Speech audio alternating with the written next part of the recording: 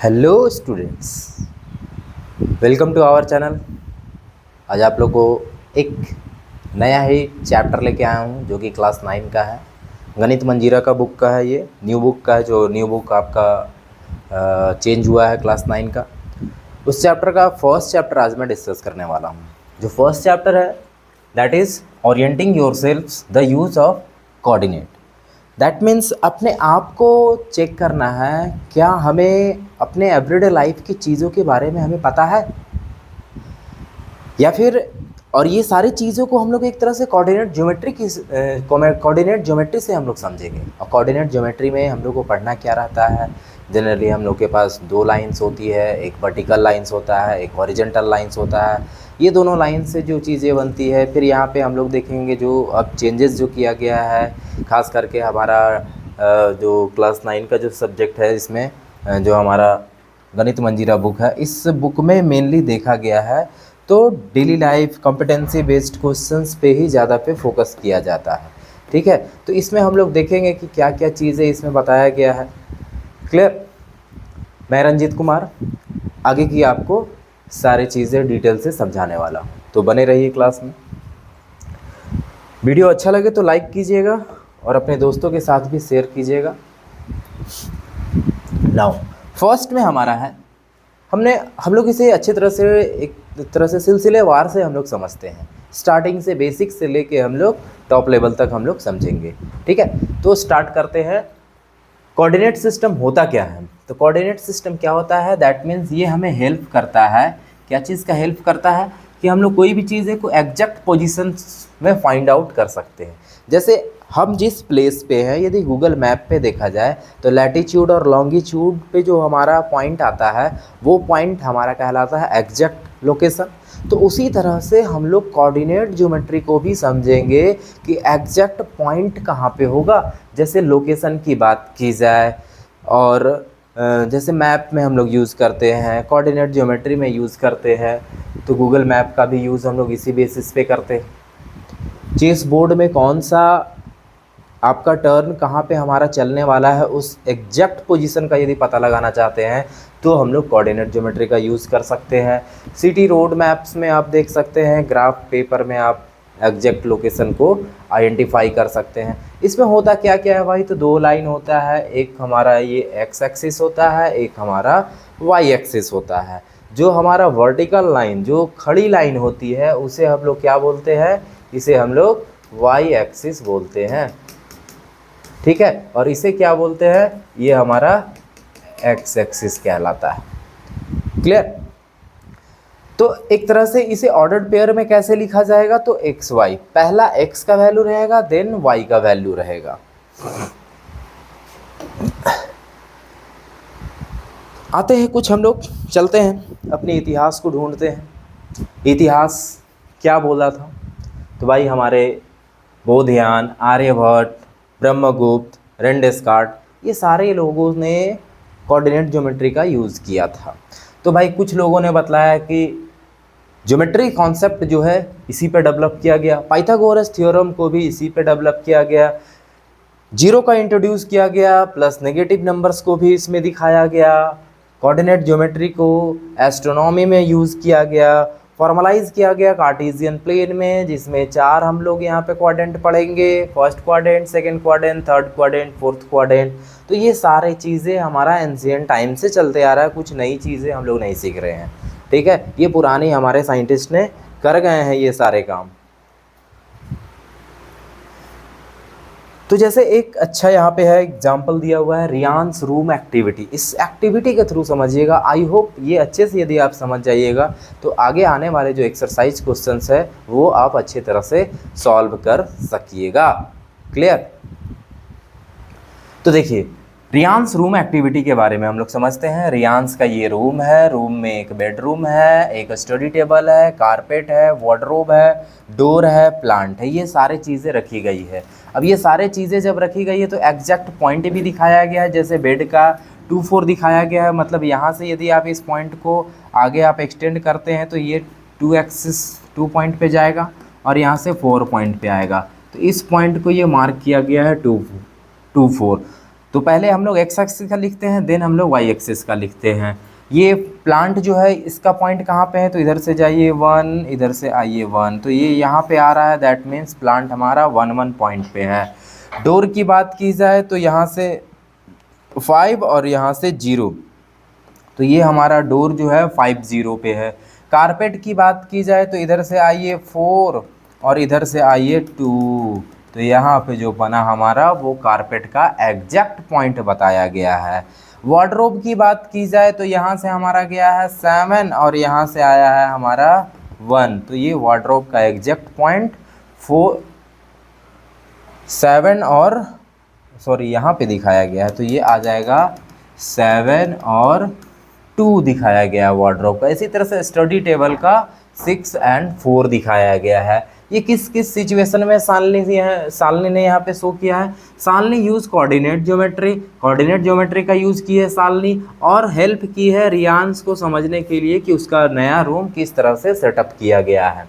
Main idea इसमें क्या मिला, तो रूम का मैप का हमें पता चला कि उस रूम में कैसे कैसे रिप्रेजेंट किया जा रहा है। इस चीज़ों से हमें सीखने को क्या मिला, तो भाई हम लोग किसी भी ऑब्जेक्ट का पोजीशन, एग्जैक्ट पोजीशन को हम लोग पता लगा पाएँ। डिस्टेंस फ्रॉम वॉल्स, जैसे ये वॉल है तो ये वॉल से वार्डरोब कितना दूरी में है, बेड कितना दूर में है, स्टडी टेबल कितना दूर में है, तो वो भी हम लोग पता लगा सकते हैं। जैसे ये देखिए एक छोटा सा यहाँ पे पेपर कटिंग ये सालनी ने लगाया है। सालनी ने ये बताया है कि ये जो स्टडी टेबल है, सॉरी ये बेड जो है वो कितने दूरी में है, तो 2 4 पोजीशन पे है, दैट मीन्स यहाँ से यहाँ का 1 यूनिट रखा गया है। और ये कितना 1 यूनिट अवे है फ्रॉम ये दीवार से, ये 1 यूनिट दूर में है, दैट मीन्स 1 सेंटीमीटर यदि हम मानते हैं 1 यूनिट, तो ये 1 सेंटीमीटर ये दूर है टॉप वॉल से। उसी तरह से वार्डरोब की बात की जाए तो ये भी यहाँ से 1 यूनिट दूर है, ठीक है। उसी तरह से सारे ऑब्जेक्ट्स को हम लोग पता लगा सकते हैं कि कोई ऑब्जेक्ट कितना दूर में है। तो ये एक रियल लाइफ एग्जाम्पल है, इससे हम लोग अच्छी तरह से समझ सकते हैं, और भी इसी तरह की चीज़ें को हम लोग आगे भी देखते हैं। चलिए बात आती है 2D कोऑर्डिनेट सिस्टम। ये 2D कोऑर्डिनेट सिस्टम क्या होता है, जैसे 2D कोऑर्डिनेट सिस्टम में 2 ही एक्सिस हमारे पास दिखाई देती है, एक एक्स एक्सिस एक वाई एक्सिस। एक्स एक्सिस जो हॉरिजॉन्टल होगी और वाई एक्सिस जो वर्टिकल लाइन होगी, ठीक है। तो ये 2 एक्सिस पे हम लोग करेंगे। 2 एक्सिस में जब हम लोग इंटरसेक्ट करेंगे तो जो बीच में जो पॉइंट हमारा बनेगा वो ऑरिजिन बनेगा। ऑरिजिन का जो एक्सिस रहता है कोऑर्डिनेट एक्सिस वो हमेशा 0 0 ही रहेगा, ठीक है। इसके बाद आते हैं हमारे पास ये 4 क्वाड्रेंट में बना, तो 4 क्वाड्रेंट में फर्स्ट क्वाड्रेंट में हमारे पास दोनों पॉजिटिव रहते हैं, क्योंकि देखिए ये सभी पॉजिटिव है, इसका लाइन इधर बनेगा, ये भी पॉजिटिव है तो इसका लाइन इधर बनेगा, तो दोनों मिलते हैं इधर, इसीलिए हम लोग यहाँ पे बोलते हैं कि वो दोनों के दोनों हमारा पॉजिटिव रहते हैं, दैट मीन्स एक्स भी पॉजिटिव और वाई भी पॉजिटिव। सेकेंड क्वाड्रेंट में जब आते हैं तो एक्स हमारा माइनस, क्योंकि ये वाली एक्स एक्सिस है तो ये एक्स एक्सिस का जो एरियाज़ है वो निगेटिव एरियाज़ है, और ये वाई एक्सिस का एरिया जो पॉजिटिव एरियाज़ है, तो ये दोनों एरियाज से जो मिलके बना वो हमारा क्या बना, सेकेंड क्वाड्रेंट। सेकेंड क्वाड्रेंट में क्या होगा, एक्स जो होगा निगेटिव में होगा और वाई जो होगा वो पॉजिटिव में होगा। सेम एज थर्ड क्वाड्रेंट हमारा बना ये एरिया बाउंडेड होके, और ये एरिया में थर्ड क्वाड्रेंट में हमारा दोनों के दोनों निगेटिव होंगे। फोर्थ क्वाड्रेंट जो बना वो हमारा एक्स का पॉजिटिव और वाई के निगेटिव से बना है, तो इसीलिए एक्स जो होगा पॉजिटिव में होगा और वाई जो होगा वो निगेटिव में होगा। तो देखिए एक्स एक्सिस जो होती है वो हॉरिजॉन्टल लाइन को हम लोग बोलते हैं, वाई एक्सिस वर्टिकल लाइन को बोलते हैं। ऑरिजिन हमेशा दोनों एक्सिस जहाँ पे दोनों लाइन जहाँ पे इंटरसेक्ट करेगी उस पॉइंट को हम लोग ऑरिजिन बोलेंगे। ऑरिजिन का जो कोऑर्डिनेट होगा ऑलवेज 0 0 होगा। क्लियर है यहाँ तक? आगे चलते हैं। अब है हमारे पास अंडरस्टैंड डायरेक्शंस। अब ये डायरेक्शन को समझना बहुत इंपॉर्टेंट है, क्योंकि डायरेक्शंस पे ही हमें सारे चीज़ों को एग्जैक्ट पॉइंट आउट कर सकते हैं। जैसे राइट ऑफ ऑरिजिन चलिएगा तो पॉजिटिव एक्सिस, देखिए right of origin positive, left of origin negative, above the origin positive, below the origin negative. तो ये चीज़ें आपको पता चलना चाहिए। अब जैसे एग्जाम्पल आपके पास है, बी जो पॉइंट दिया है वो क्या क्या दिया है,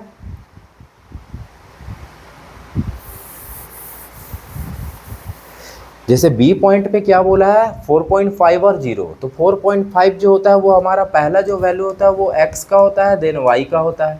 तो x का वैल्यू 4.5 ये रहा यहाँ पे, ठीक है, और y का वैल्यू 0, मतलब हमारा ये यहीं पे रह जाएगा, मतलब ये एक्सिस यहाँ पे ही रह जाएगा।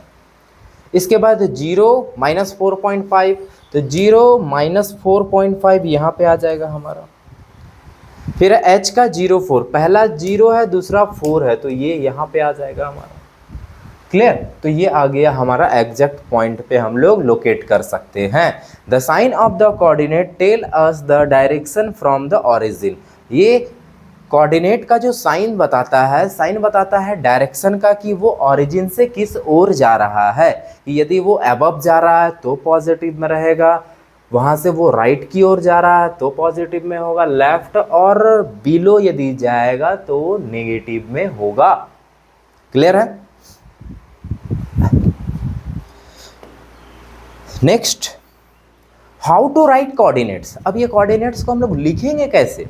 तो कोऑर्डिनेट्स को लिखने का तरीका मैं बताया, जनरल फॉर्म जो होता है वो एक्स वाई होता है ऑर्डर पेयर में, ठीक है। अब ये एक्स जो होता है वो distance from the Y axis, Y axis से कितना दूर है। देखिए ये वाई एक्सिस है, तो ये वाई एक्सिस से इधर भी दूर हो सकता है, इधर भी दूर हो सकता है। तो ये हम लोग एक्स एक्सिस को देखेंगे, एक्स का कोऑर्डिनेट देखेंगे। वाई का कोऑर्डिनेट देखने के लिए वो एक्स से कितना दूर है, एक्स कोऑर्डिनेट से वो कितनी दूरी पे है। तो जैसे मान के रखिए ये एक्स एक्सिस है, यहाँ से ये कितना दूर रहेगा, ये फिर कितना दूर रहेगा। तो ये चीज़ें हमें पता लगाता है Y distance from the X axis. जो एक्स एक्सिस से जो डिस्टेंस रहता है वो हमारा वाई एक्सिस को रिप्रेजेंट करता है। अब जैसे यहाँ पे आपके पास कुछ चीज़ें हैं, जैसे एक छोटा सा क्वेश्चन है, ध्यान दीजिएगा। पॉइंट A34, देखिए ये तो पहले आपका x का है, ये y का है। तो 3 4 की बात की जाए तो पहले 3 यहाँ पे आ जाएगा और उसके बाद 4 यहाँ पे आएगा, तो ये पॉइंट आएगा, ये वाला नहीं आएगा, ये आ जाएगा। अब ये 3 4 A पॉइंट पे दिखाई दे रहा है, मतलब अब हम लोग यहाँ पे क्या क्या बता सकते हैं कि जो x का जो वैल्यू है 3 जो है वो, ये 3 4 आया है, 3 जो है y से कितना दूर है, तो y से ये 3 यूनिट दूर में है। और 4 जो है वो x से कितना दूर में है, तो ये 4 यूनिट दूर में है। तभी तो हम लोग बोल रहे हैं दैट मीन्स x कोऑर्डिनेट हमारा 3 हो गया, y कोऑर्डिनेट हमारा 4 हो गया। कुछ याद रखने वाली बात आप हमेशा याद रखिएगा कि always right x coordinate first. जो पहला वैल्यू होता है वो x कोऑर्डिनेट का होता है, और जो ऑर्डर्ड पेयर हम लोग जो लिखते हैं इस तरह से, वो हमेशा एक्स वाई को ही रिप्रेजेंट करते हैं। ठीक है, आगे चलते हैं। तो यहाँ पे हमारे पास कुछ क्वेश्चंस हैं आपका एक्सरसाइज 1.1 का। इसका डायग्राम थोड़ा क्लियर नहीं है,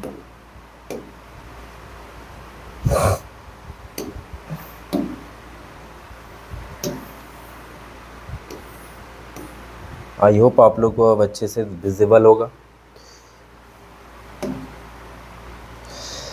चलिए क्वेश्चन में क्या बोला है, figure 1.2 show Riyan's room with point OABC marking its corner, the x-axis and y-axis are merged in the figure. Point O is the origin. Referring to figure 1.3, answer the following question. इस figure को अच्छे से देखिए और समझिए। समझने के बाद आपको बताना है कि पहला क्वेश्चन में पूछा जा रहा है D1 R1 represent the door of Riyan's room, how far is the door from the left wall. तो जो रियान का जो रूम है वो लेफ्ट वॉल से कितना दूर है, और पूछा है द वाई एक्सिस, मतलब एक तरह से वाई एक्सिस हो गया, और how far is the door from the X axis, x axis से वो कितना है। तो ये यदि हमारा राइट वॉल है तो ये हमारा लेफ्ट वॉल हो जाएगा।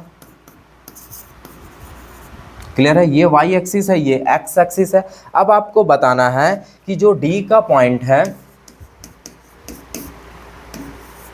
D1 का जो पॉइंट है वो कितना होगा। देखिए डी पॉइंट यहाँ पे है, इस पॉइंट पे है, तो ये कितना होगा, तो यहाँ से पहले 8 और वो 0 पे ही रह जाएगा, तो कितना आ जाएगा 8 और 0। और R1 कितना है, R1 कहाँ पे है, तो R1 ये दिखाई दे रहा है, दैट मीन्स 11.5 और 0 होगा, तो कितना हो जाएगा,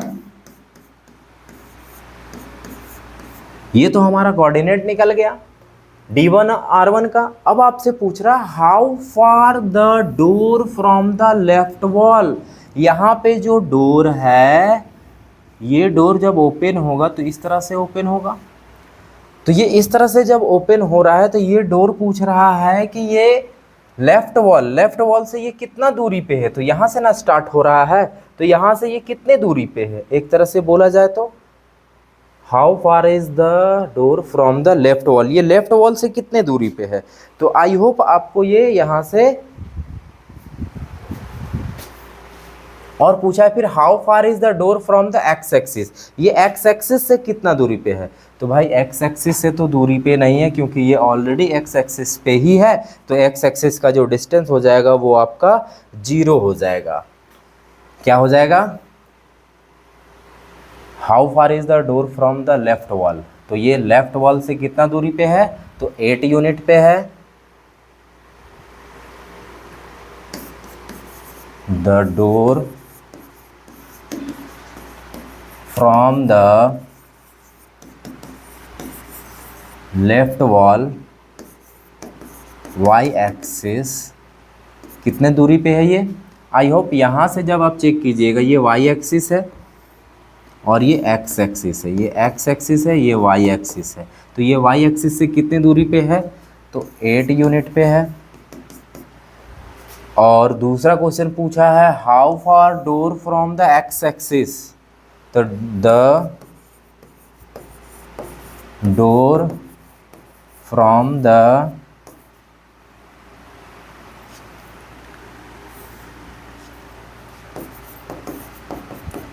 एक्सिस 0 यूनिट हो जाएगा। यहाँ से ये कितना दूरी है, 8 यूनिट, और यहाँ से ये कितनी दूरी पे है, तो भाई उसी पे तो है ही, x पे ही तो है, तो ये इसका डिस्टेंस कितना हो जाएगा, 0 हो जाएगा। सिंपल सी बात था ये क्वेश्चंस, तो आई होप समझ में आ गया होगा आप लोग को।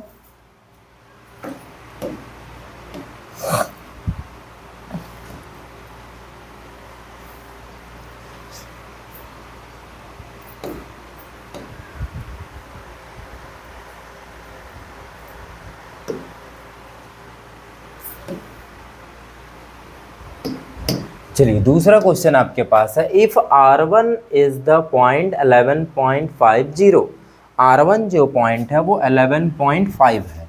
चलिए सॉल्यूशन की बात करते हैं, R1 कितना है, 11.5 और 0 है।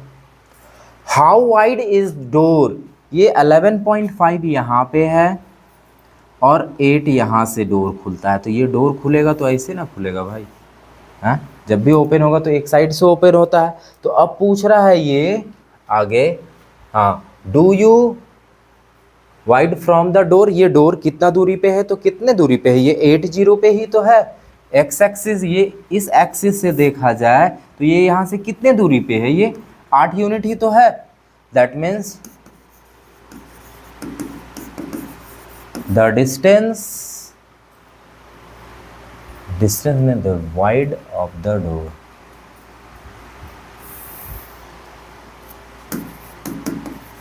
द विड्थ ऑफ द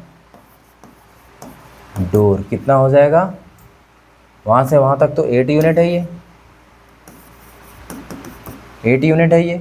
अब आगे का क्वेश्चन आगे क्या बोल रहा है देखिएगा, do you think this is comfortable width for the room door, क्या ये जो डोर बना हुआ है क्या ये कंफर्टेबल है, किस कंडीशन में भाई, if a person in wheel chair, यदि एक इंसान व्हील चेयर में है और वो चाहता है इंटर होना वो रूम में, will he or she be able to do so easily, क्या वो इंटर कर पाएगा ईजिली। तो आपको पता होना चाहिए व्हील चेयर का लेंथ या फिर विड्थ कितना होता है, जो व्हील चेयर का विड्थ होता है,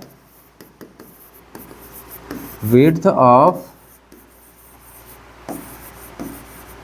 व्हील चेयर 32 इंचेस होता है, ठीक है। अब हम लोग देख लेते हैं ये दरवाजे का भाई यहाँ से यहाँ तक है ना, तो width of the door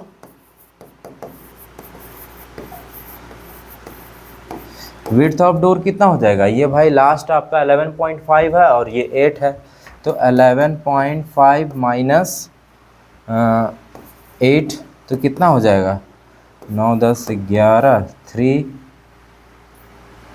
unit हो जाएगा।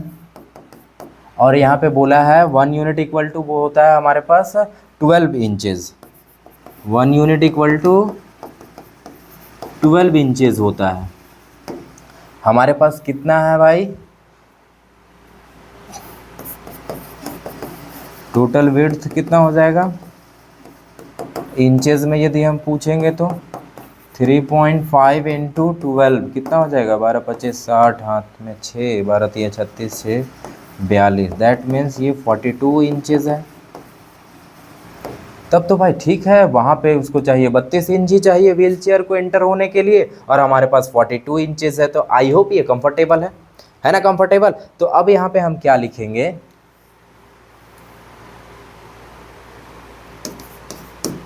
सो क्वेश्चन क्या बोला था, हाँ, do you think this the comfortable, yes it is comfortable. चलिए आगे क्या बोला है, if a person in wheelchair want to enter the room will she he be able to easily, क्या वो घुस जाएंगे अंदर, तो भाई यस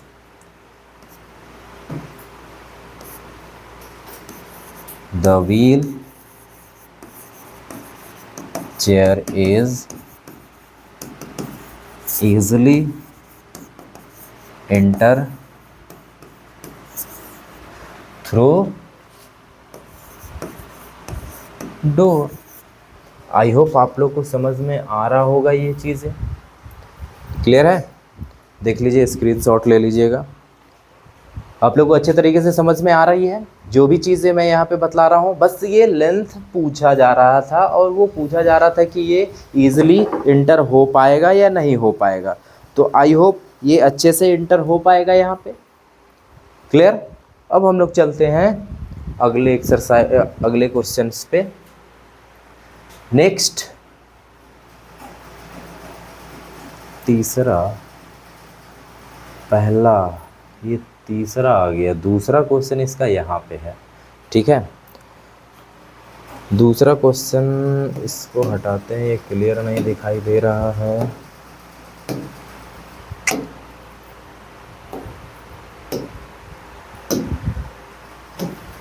चलिए पूछा है आपसे, what are the coordinate of D, इस डी का कोऑर्डिनेट क्या आप बता सकते हैं, क्या होगा इस डी का कोऑर्डिनेट, तो हाँ बता सकते हैं भाई, क्या होगा आप लोग बता दीजिएगा। Coordinate of D1 equal to, पहले x का लिखते हैं, तो x का 8, y का कितना हो जाएगा भाई, y डिस्टेंस, ये y का कब लिखा जाता है, वो y x से कितने दूरी पे है, तो वो तो x पे लाइन पे ही है, मतलब 0 हो जाएगा, तो ये हो जाएगा। वो क्वेश्चन थोड़ा इधर उधर हो गया था, कहाँ गया,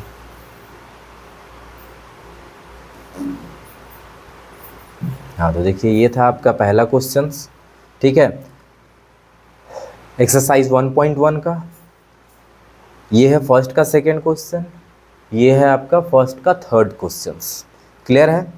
अब मैं आता हूँ नेक्स्ट क्वेश्चंस पे, 4 नंबर, हाँ उसी का 4 नंबर क्वेश्चंस में क्या बोला है, इफ़ बी 0 और 1.5 एंड बी 0 और 4 represent the ends of the bathroom. अब यहाँ पे बाथरूम की बात की जा रही है, इस फिगर को हटा लेता हूँ थोड़ा,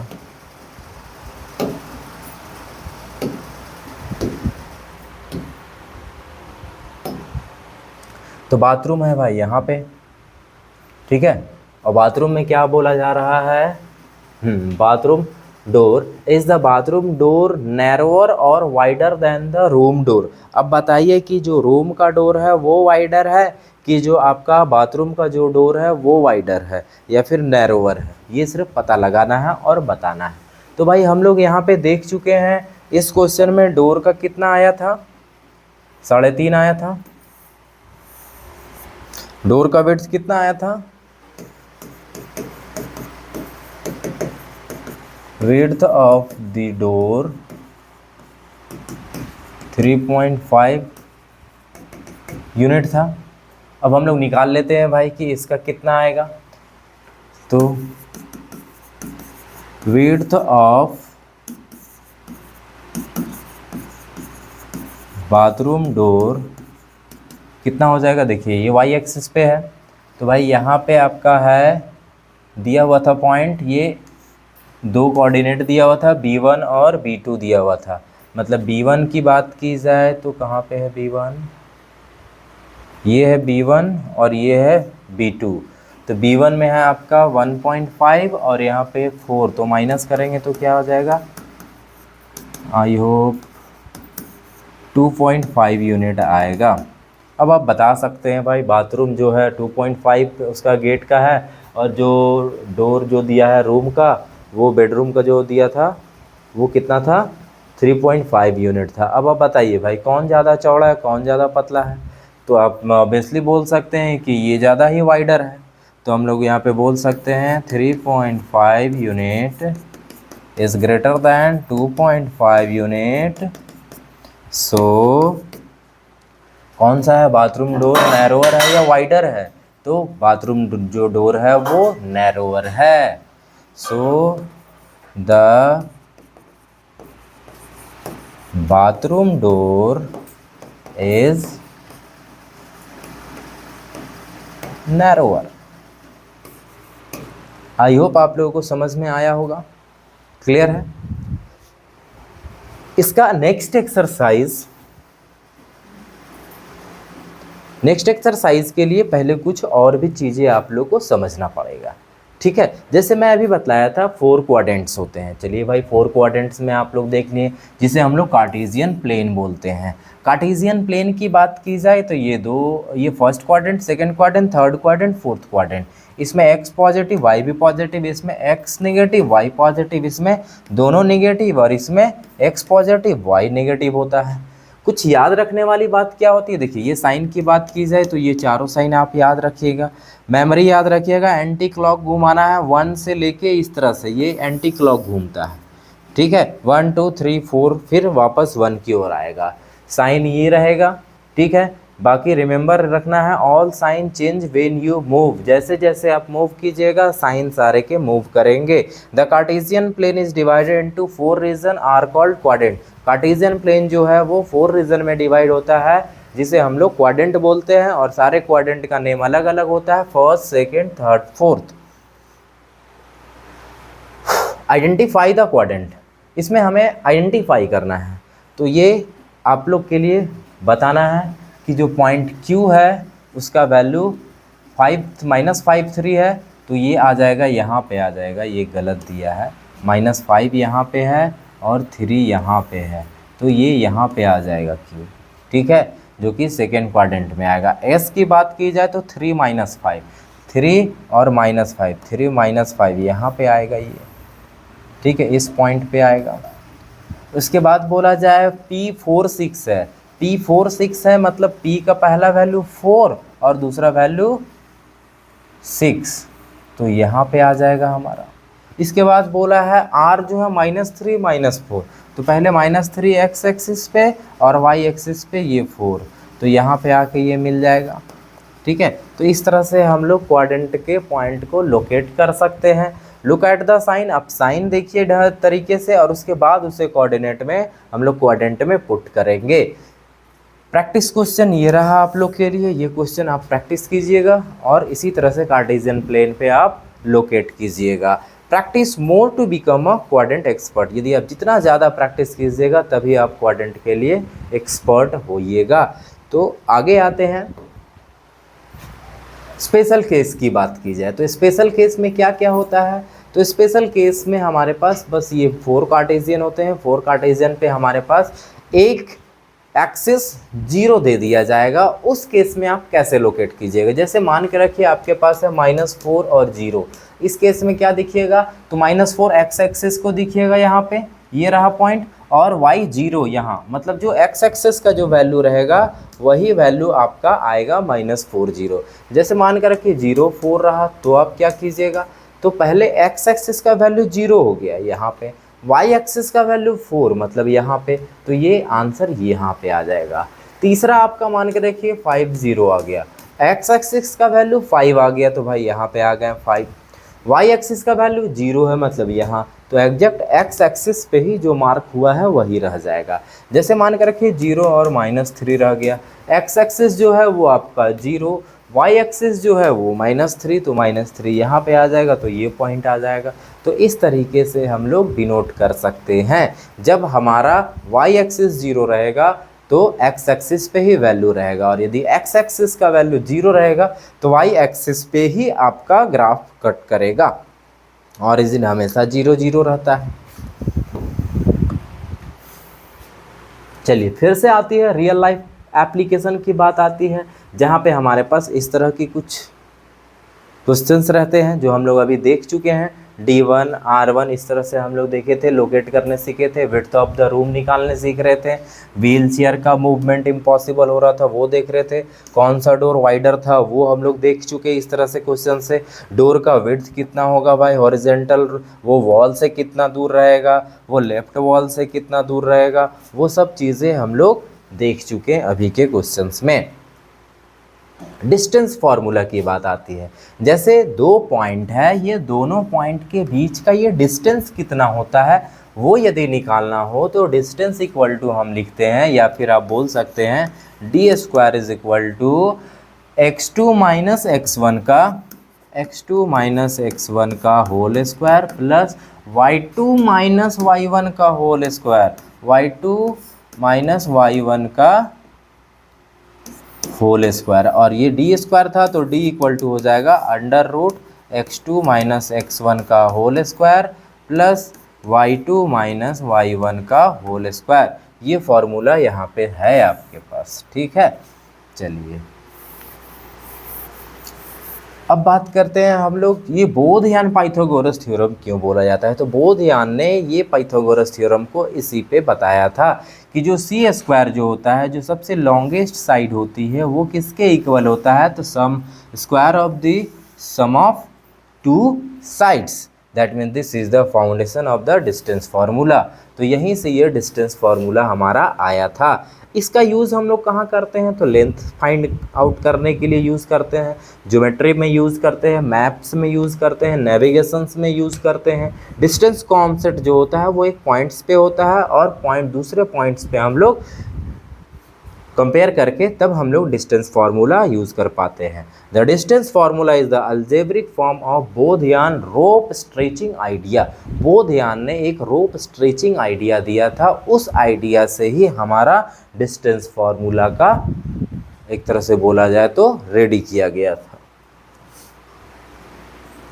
फाइंड डिस्टेंस बिटवीन, जब दो पॉइंट के बीच का डिस्टेंस निकालना हो तो हम लोग कैसे निकालेंगे, जैसे दोनों पॉइंट का वैल्यू दिया है 3 4 और 7 1। इस केसेस में हम लोग क्या करेंगे, तो पहला स्टेप होता है कि आप x कोऑर्डिनेट का x निकालिए, मतलब आप यहाँ पे बोल सकते हैं x2 माइनस x1, इस 7 को आप इस 3 से माइनस कीजिए तो कितना आएगा, 4 आएगा।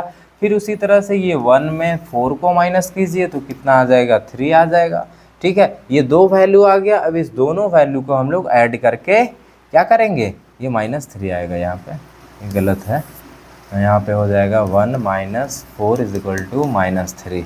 अब यहाँ पे +4 और -3 का स्क्वायर करेंगे तो कितना आ जाएगा, 25, 25 मतलब 5 आ जाएगा। अब ये हमारा फॉर्मूला होता है, इस पर भी आप पुटअप करके निकाल सकते हैं। जैसे यहाँ पे ये फॉर्मूला यहाँ पे पुट करके बनाया हुआ है, देखिए आप, x2 minus x1, y2 minus y1, 7 minus 3, 1 minus 4, 4 minus 3, 4 का स्क्वायर 16, माइनस 3 का स्क्वायर 9, 16 9 25, 25 5। क्लियर है यहाँ तक। अब आपके पास है रिफ्लेक्शंस ऑफ पॉइंट। पॉइंट का रिफ्लेक्शंस हम लोग कैसे निकालेंगे, जैसे मान के रखिए हमारे पास ये पॉइंट है, ठीक है। जैसे रिफ्लेक्शन ऑफ वाई एक्सिस पूछा जाए, वाई एक्सिस मतलब उसे मिरर बनाया जा रहा है, तो मिरर जब ये बना है तो इसका रिफ्लेक्शन किधर होगा, जस्ट इधर होगा, ये +3 बन जाएगा -3 में। और यदि इस तरह से रिफ्लेक्शन ऑफ वाई एक्सिस देगा सॉरी एक्स एक्सिस देगा, तो रिफ्लेक्शन आपका जो वाई एक्स एक्सिस है वो आपका मिरर बन जाएगा। अभी जैसे एक पॉइंट है 2 3, इसका जस्ट बन जाएगा 2 -3।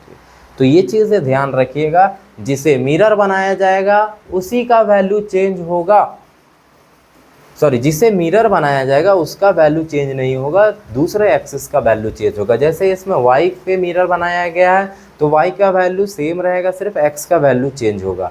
इसमें x एक्सिस को बनाया गया है तो x का वैल्यू सेम रहेगा, y का वैल्यू चेंज करेगा। ठीक है,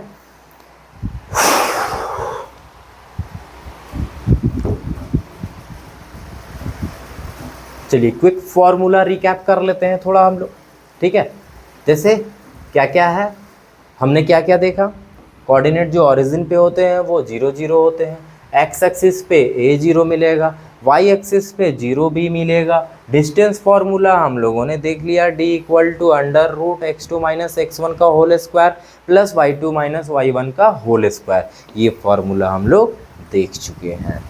आगे चलते हैं, अब हमारे पास है प्रैक्टिस क्वेश्चंस, कुछ मैं छोड़ के जाता हूँ, ये आप लोग होमवर्क में अपना कंप्लीट कीजिएगा। प्रैक्टिस क्वेश्चन है आपके पास, फाइंड द क्वाड्रेंट, इसका क्वाड्रेंट बताना है कि कौन कौन से क्वाड्रेंट में आएगा। फाइंड डिस्टेंस, इसका डिस्टेंस फाइंड आउट करना है आपको। प्लॉट द पॉइंट, इसका पॉइंट प्लॉट करना है, इस जगह पे कहाँ कहाँ वो आएगा, ये आपका होमवर्क में रहेगा। आई होप अच्छे से आप प्रैक्टिस कीजिएगा, तो ये सभी क्वेश्चंस आप अच्छे से बना लीजिएगा। नेक्स्ट 1.2 एक्सरसाइज जो है वो मैं नेक्स्ट वीडियो में बताऊंगा, क्योंकि ऑलरेडी ये क्लासेस कुछ ज़्यादा ही लंबा हो गया है। ठीक है, यदि आपको वीडियो अच्छा लगा हो, यदि क्लास में जो भी मैं क्वेश्चंस बताए हों यदि आपको समझ में आया हो अच्छे तरीके से, तो आप लाइक कर दीजिएगा और अपने दोस्तों के साथ शेयर ज़रूर कीजिएगा। Thank you.